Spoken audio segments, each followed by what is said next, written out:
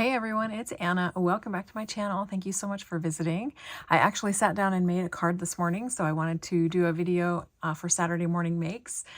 Jill Norwood is the hostess of Saturday Morning Makes. You can find all the inspiration that is shared for the Saturday inspiration using the hashtag SatMornMakes, and I'll put a link to that and Jill's channel down below so you can follow along and participate yourself. If you've never actually seen a video about Saturday Morning Makes, but I'm sure most of you have, if not all of you. So let's take a look at the stuff that I used this morning to make my card, and then I'll share my card with you. So I did use this sage green twine that I bought a little while ago on Amazon, and oddly enough, it matches my sweatshirt today perfectly. So I love this. It's a beautiful color, and I'm so glad that I picked this up for the holiday season, and I'm really enjoying that.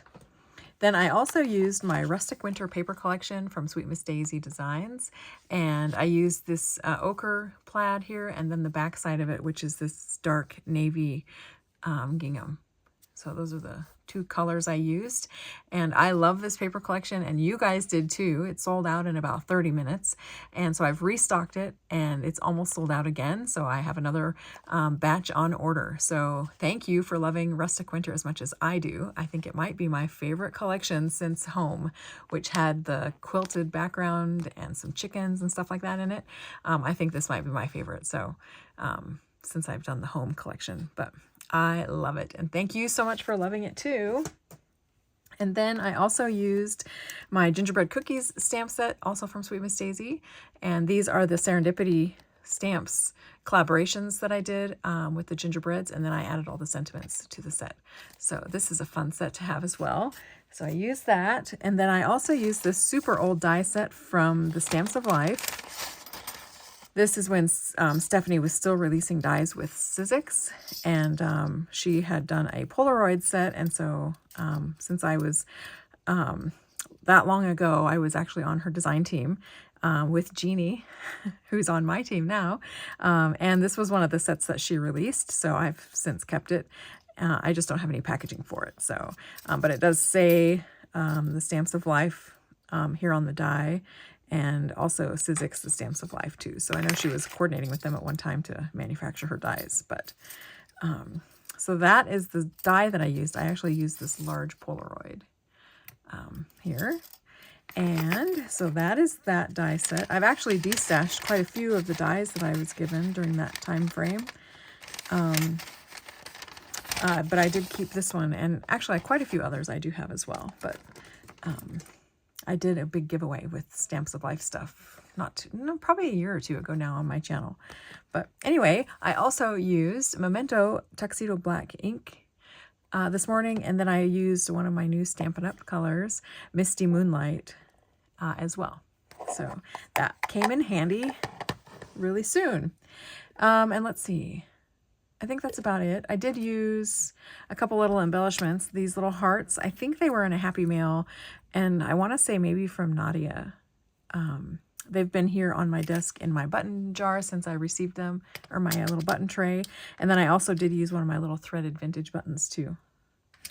So let's see, I think that's about it. If not, we'll get to it when I show you the card. So here is the card I made this morning. And the little gingers, I stamped them so that it looks like their little hands are overlapping. And to do that, I used a mask. So when I had the little boy gingerbread stamped, I stamped him out again on a piece of sticky Post-it note, and then used this as a mask to cover up his little hand after I had him stamped. So I placed that there, and then when I stamp the girl, then it looks like her hand is behind his, because when you remove the mask, of course, it blocks off you from stamping over top of his hand. So that's how I was able to get both of them on the card, overlapping like that. So I used those two little cuties, and then you can see I used one of the sentiments in the set on a little sentiment banner here on the front. Thank you, you're so sweet. That comes in the set with them. There's the two little hearts that I used from that little sheet of stickers. And of course, then the two pieces of Rustic Winter paper. And then I also gave it a good spritz with this Sheer Shimmer Craft Spray in the color Sparkle. And this is from Imagine, which is a branch, I think, of Sukaneko. maybe. Pretty sure. So anyway, that's the front of the card. On the inside, I stamped the other sentiment from the set, Sugar Plum Wishes and Gingerbread Kisses. And I stamped it on this old watercolor paper that I have. It's really inexpensive. It's super thin and it's not any good for painting on. I think I got it free with a watercolor palette or something, but it is great for the insides. It's nice and soft. So I do like using it for the inside of my cards. And then on the back side, I just added the little strip of paper, and I'll find a creative way to put my name on here. But that is the card that I made this morning. Since I did stamp them in Memento ink, I was able to color them with alcohol markers instead of using watercolors. And then to darken up the background behind them a little bit, that's when I actually used a blending brush and added this Misty Moonlight ink. So that's how the blue got to be so blue. So that is my card to share with you today. Thank you so much for watching and subscribing to my channel. I really appreciate it. I exceeded 6,000 subscribers this week, and let's hit 7, onward and upward. I love it. And to celebrate, I have a little video of Oliver this morning playing Frisbee in the front yard. I'll attach it to the end of this video. So thank you so much for watching, and I will talk to you again very soon. Bye.